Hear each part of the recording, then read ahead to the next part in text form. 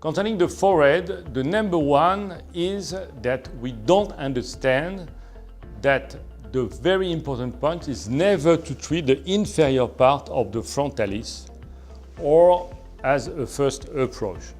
After 3 weeks or 4 weeks, you can make a little touch-up if some lines are remaining, but for the first approach with the main part of the treatment, never inject the inferior part of the frontalis. Second point, dosing is very few.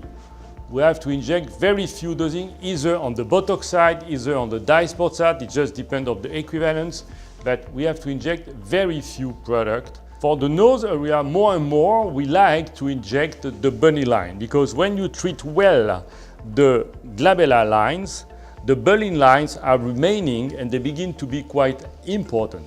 So after 3 or 4 years of injection, we like to inject the bunny lines, and it's important to understand that injection is quite deep in direction of the bone, treating 2 muscles. We are in correction in this location, and that's quite easy to understand and quite easy to treat.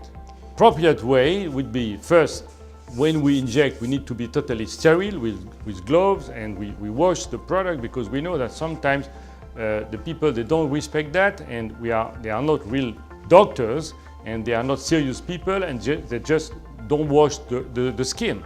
So number one is the asepsia. That's the number one recommendation, to be very clear.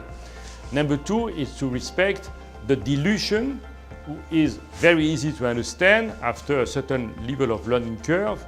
We know for each product the different dilution, and we have just to follow the dilution, which is quite easy to understand.